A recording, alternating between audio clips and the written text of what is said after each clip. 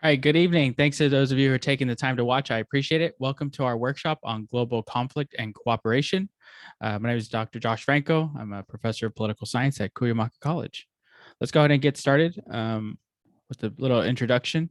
So this workshop is a series that's focused on defining, exploring, and discussing global conflict and cooperation from the point of view of different international institutions, country governments, and international non-governmental organizations. Our fall schedule runs the entire semester. We started back in mid-August and we'll go all the way till mid-December. Our workshop for today on Thursday, November 11th. So honor to our veterans out there. Thanks for your service. It's on the topic of China. And if you're interested, you can watch the summer recordings that talk about the concepts of global conflict and cooperation and operationalize them later. So it gives you like a more rooted sense in the theories behind this workshop. So with that, we'll go ahead and jump to China. And here's our Google Earth snapshot of the country of China. You'll see it's to the north, Mongolia, to the east, Kyrgyzstan, Tajikistan, Afghanistan, Pakistan, to the southwest, India, Bangladesh, Myanmar, Burma, Laos, Cambodia, Thailand, and then to the east, South Korea, Japan, Taiwan, and the top part of Indonesia. All right, so our learning objectives with this workshop are the following. First is to identify where the country of China is located, just in case we don't know where it is. It's always good to have a brief geography lesson. Secondly is to describe the conflict with respect to Taiwan. And next is to describe the cooperation between the United States and China regarding climate change. So first, a little bit about the country of China. Here we see the flag of China and then the political map as provided by the CIA World Factbook. The capital is Beijing, located in the northeastern part of the country. And some major rivers of the country include the Yellow, the Yangtze, the Mekong, and the Brahmaputra. And it's a very large country geographically. And as I mentioned before, there's different countries that border it. It's certainly a growing power within the Pacific region and on a global level as well. So let's hear a little bit about the history of China so we get a sense of it. And I'll go ahead and have this background read to us so you can kind of get a general sense of the country itself. So let's go ahead and have this read.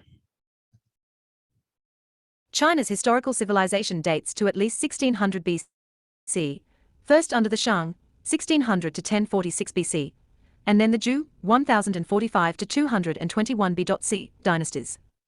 The imperial era of China began in 220 BC under the Qin dynasty and lasted until the fall of the Qing dynasty in 1912. During this period, China alternated between periods of unity and disunity under a succession of imperial dynasties.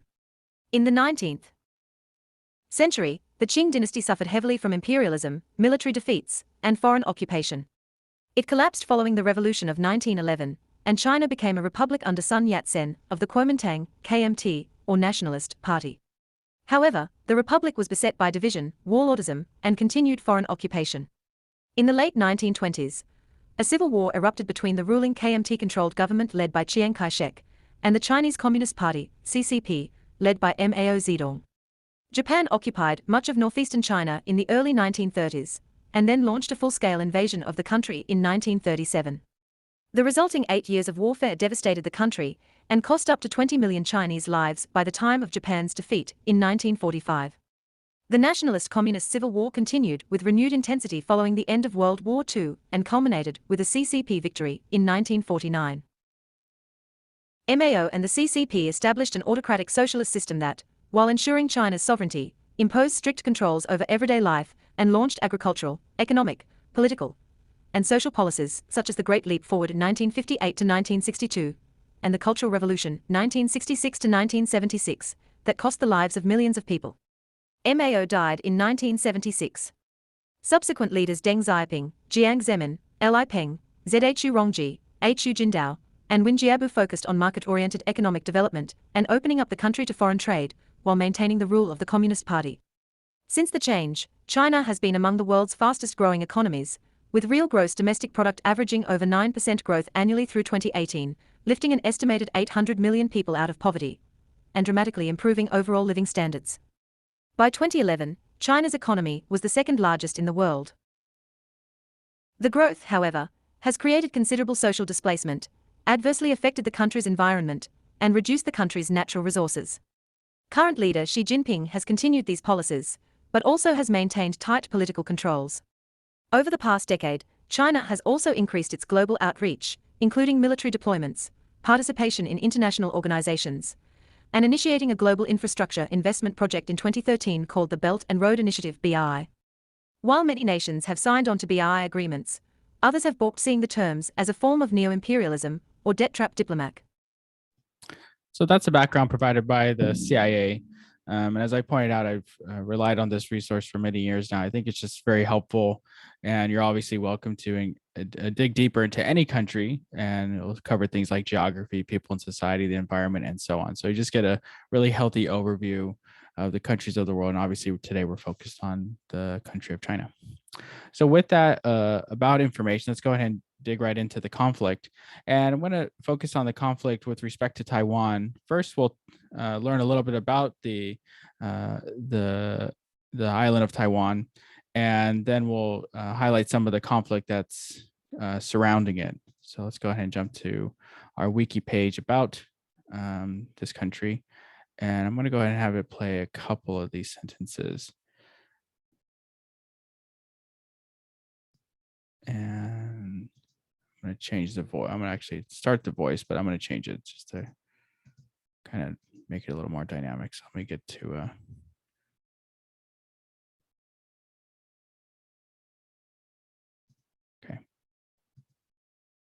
Taiwan, too, officially the Republic of China, ROC, IH, is a country in East Asia, 22, 23, 24, 25. It shares maritime borders with the People's Republic of China, PRC, to the northwest, Japan to the northeast, and the Philippines to the south. The main island of Taiwan, formerly known as Formosa, has an area of 35,808 square kilometers, 13,826 square miles, with mountain ranges dominating the eastern two-thirds and plains in the western third, where its highly urbanized population is concentrated. The capital is Taipei, which, along with New Taipei and Keelung, forms the largest metropolitan area of Taiwan. Other major cities include Kaohsiung, Taichung, Tainan, and Taoyuan. With 23.45 million inhabitants, Taiwan is among the most densely populated countries in the world. Austronesian-speaking ancestors of Taiwanese indigenous peoples settled the island around 6,000 years ago. In the 17th century, large-scale Han Chinese immigration to western Taiwan began under a Dutch colony and continued under the Kingdom of Tungning. The island was annexed in 1683 by the Qing dynasty of China and ceded to the Empire of Japan in 1895. The Republic of China, which had overthrown the Qing in 1911, took control of Taiwan on behalf of the World War II allies following the surrender of Japan in 1945. The resumption of the Chinese Civil War resulted in the ROC's loss of mainland China to forces of the Chinese Communist Party, CCP, and retreat to Taiwan in 1949. Its effective jurisdiction has since been limited to Taiwan and numerous smaller islands. In the early 1960s, Taiwan entered a period of rapid economic growth and industrialization called the Taiwan Miracle.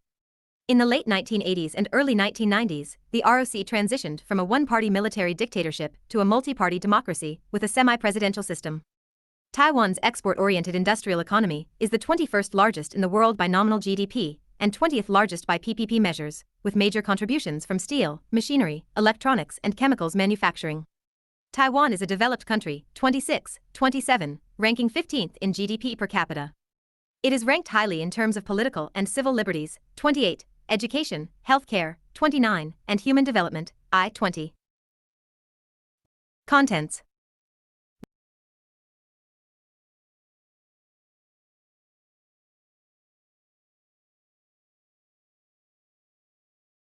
The political status of Taiwan is contentious. 33. The ROC no longer represents China as a member of the United Nations, after UN members voted in 1971 to recognize the PRC instead.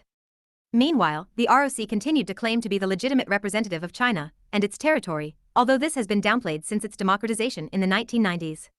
Taiwan is claimed by the PRC, which refuses diplomatic relations with countries that recognize the ROC. Taiwan maintains official diplomatic relations with 14 out of 193 UN member states, and the Holy See, 34, 35, though many others maintain unofficial diplomatic ties with Taiwan through representative offices and institutions that function as de facto embassies and consulates. International organizations in which the PRC participates either refuse to grant membership to Taiwan or allow it to participate only on a non-state basis under various names. Domestically, the major political contention is between parties favoring eventual Chinese unification and promoting a pan-Chinese identity contrasted with those aspiring to formal international recognition and promoting a Taiwanese identity, although both sides have moderated their positions to broaden their appeal. So there you get a healthy introduction to the region or the island of Taiwan, and obviously the contention there that exists with it seeking to be its kind of own standalone country, sovereign nation, and then the continued history and pressure from mainland China in maintaining control and political control over the island of Taiwan. So this is an enduring issue, and we're going to learn a little bit more about some of the challenges at first. So I'm going to bring up two articles, one about how the Chinese government is holding military drills near Taiwan, and then how the U.S. and allies would, quote, take action if Taiwan was attacked. So let's go ahead and take a look at this first article here, and let's see if I'll reload it. It's probably going to be an ad, as always. There's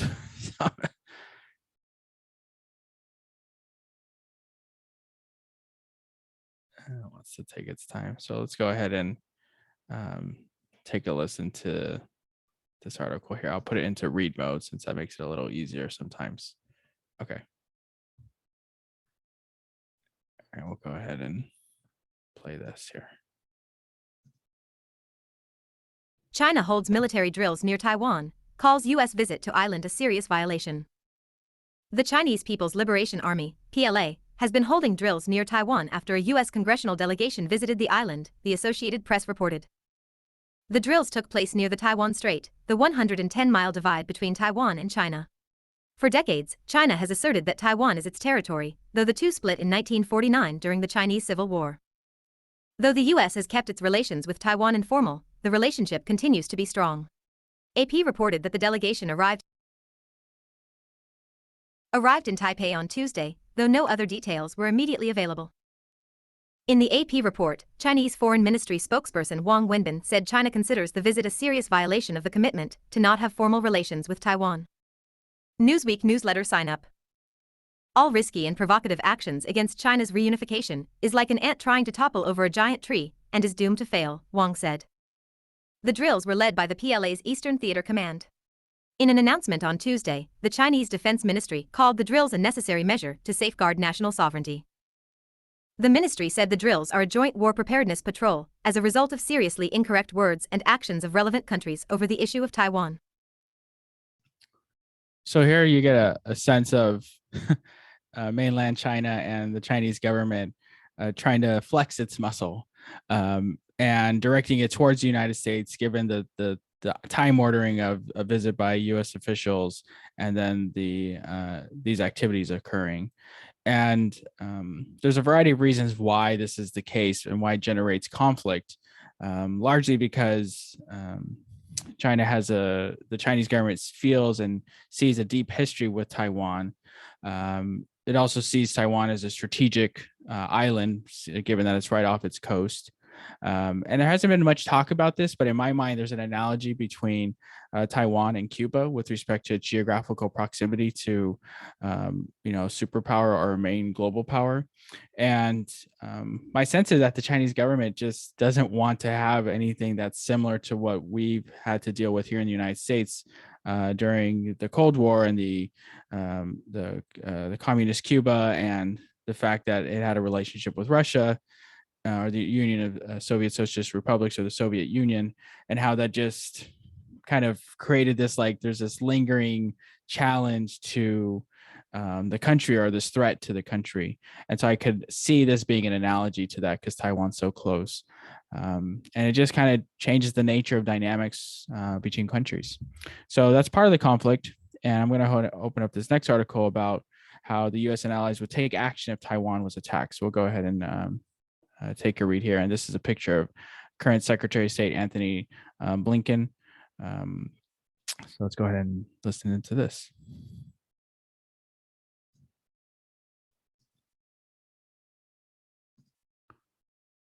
Washington. I'll go ahead and change the voice option again, since that kind of helps, I think.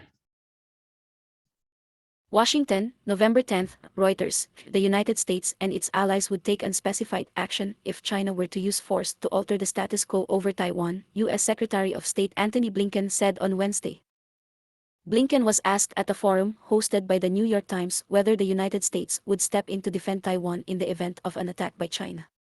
He repeated regular U.S. statements that Washington's role is to make sure the island has the means to defend itself, as is required under U.S. law.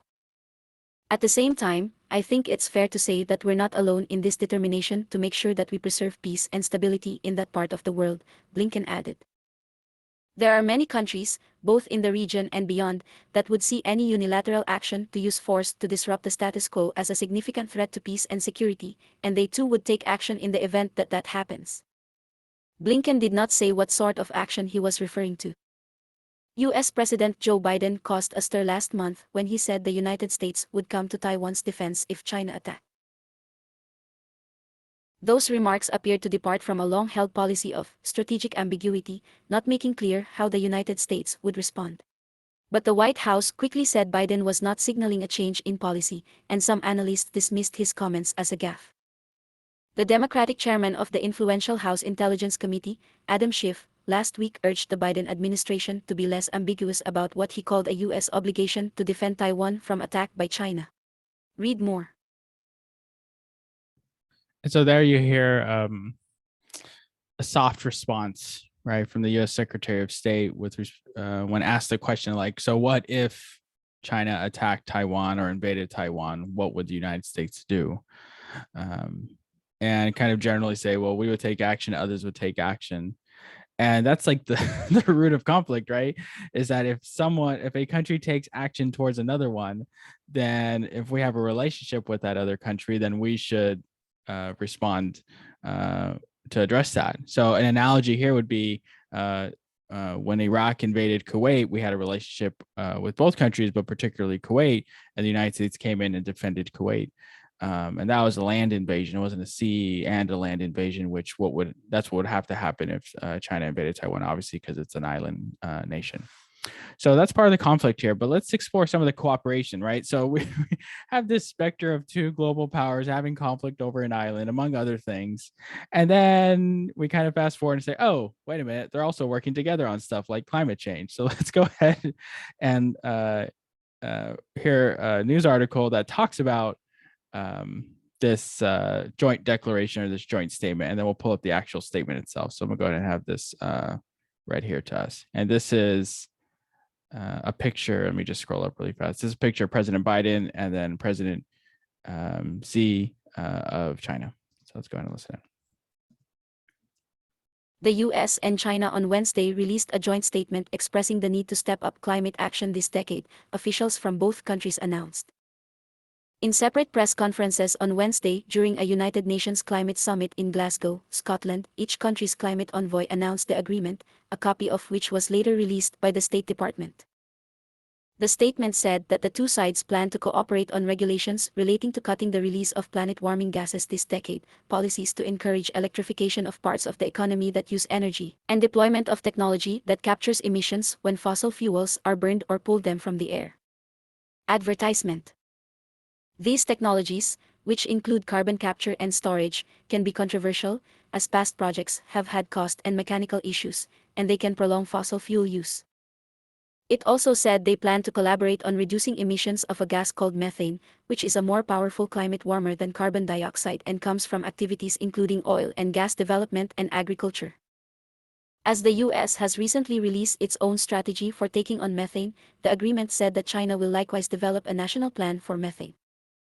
The two countries also say they'll develop additional measures both nationally and subnationally, and will meet during the first half of next year on methane standards for fossil fuels and landfills and incentive programs for agriculture.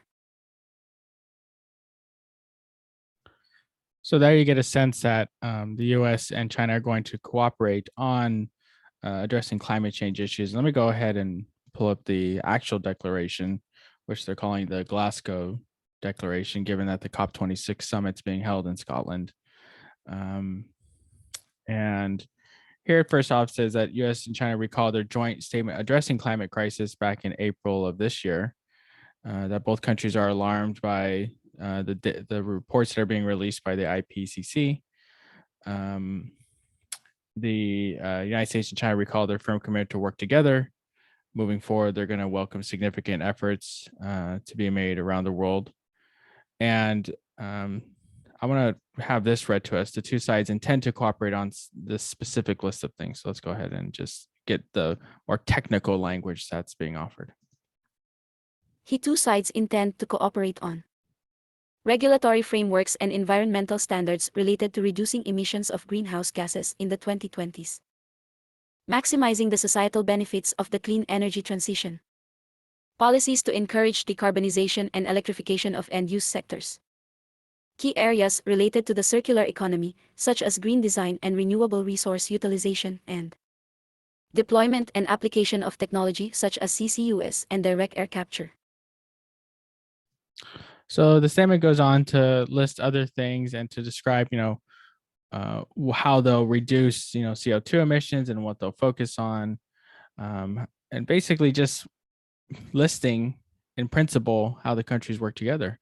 Now, this is significant development because when you have the two largest economies in the world saying that they're going to work together, knowing that their economies are largely reliant still on fossil fuels, oil, gas, extraction, and use, this has the ability to move markets, has the ability to move companies in a direction that's carbon free. And so I'm looking forward to seeing how this is operationalized by both countries, and hopefully we get some details of it going forward. So that's a sense of the cooperation that exists. And I want to highlight, what are the implications, right? If we're thinking about the nation, the country of China, we're thinking about the conflict that it's enduring or engaging with, the cooperation that it's seeking. We also know that, China has its own political system and its own set of leaders. And I wanted to share this article about, what's the implications of conflict and cooperation under and in a country where it seems like power is being centralized under the leadership of President Xi. So let's go ahead and open up this article here and take a listen in. All right, I'll go ahead and have this play for us. Beijing. Let me change the voice again. As you know, we kind of change it up a bit. So, okay. Beijing, November 10th, Reuters. China's Communist Party will wrap up a meeting on Thursday that is set to culminate with a resolution that consolidates President Xi Jinping's authority, a year before he is expected to secure a precedent-breaking third term as party leader. The sixth plenum of the Central Committee, a group of some 370 party members that chooses its new leaders every 5 years, has been meeting since Monday behind closed doors in Beijing, accompanied by a drumbeat of state media propaganda. The historical resolution, only the party's third since its founding in 1921, is officially about its achievements over 100 years, but will also uphold the authority of Xi as the party's core, further reinforcing his grip on power and laying the ground for what analysts widely expect to be a third term a year from now. While there has been no official media coverage of the plenum's discussions, state news outlets have been filled with celebrations of the achievements of Xi and the party. The People's Daily has run a series of lengthy front-page commentaries saluting Xi every day since November 1st. The first hailed Xi as a Marxist politician, thinker, strategist, who has immense political courage, intense sense of historical accountability, and deep love of the people, embodying the party's quality of not fearing a strong enemy, not fearing risks, and daring to fight and win. So the article goes on to describe, what's being reported out of the state-run media in China. And it's basically people are seeing this as signals that President Xi is going to seek an unprecedented third term for leadership of the country of China. So, in our minds, what does it mean for the Communist Party of China to change its rules essentially to allow for a leader to continue their service after they're expected to conclude? And how does that what does it mean for the power that's being exercised now, but what does it mean for the power being exercised going forward? In my mind, anytime you have a leader continuing past when you expect them to, the dynamic begins to change, because the assumption is that if you have a change in leadership every so often, every 4, 8, 12 years, that people will start to work towards accumulating power so that they can then seek that holding the power mantle and then kind of go from there.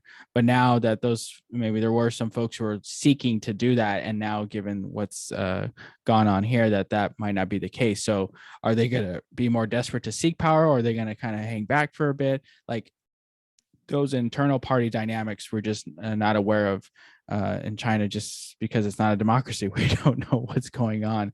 So we have to rely on state media. We have to rely on experts. We have to rely on our presence in the country to just give us a sense of what's going on. But in my sense, anytime you have a continuation of power that was not expected, folks who wanted to seek that power will try to find ways to continue to vie for it. So we'll see how it shapes up. So with that, I just want to end with some late breaking news, which is was reported about an hour ago now, that President Biden and China Xi will be holding a virtual summit on Monday or sometime soon. This wasn't planned, or this wasn't announced. It's kind of interesting that if it does happen on Monday, it's at the same time that President Biden is going to be signing the bipartisan infrastructure bill into law. So it's like a double news day, which is pretty. There's pros and cons to that. But the point is that overall, when we think of the country of China, obviously there's a lot of talk and conversation about it. We hear it most politically about China and maybe this negative specter of what's going on. But if we kind of break down what's it's the country itself, and we learn more about it, we obviously realize that it has its own internal political dynamics. It has obviously these global aspirations. And at the same time, the U.S. has a presence. The U.S. is a known commodity. People can see what we're doing. We can see what they're talking. They can analyze our domestic politics probably more keenly than we can, because we're right in the middle of it, right? As opposed to them looking from the outside and getting these unfiltered reports, as opposed to countries like China or Russia, where we really don't know what's going on. So in any case, hopefully this workshop is kind of unpacks of China just a little bit, and it gets us thinking a little more critically about what's going on and what it means, not just now, but also for the future of international relations. So with that, we'll go ahead and close this up and get to our discussion. Thanks for taking your time to watch, and have a great night. Take care.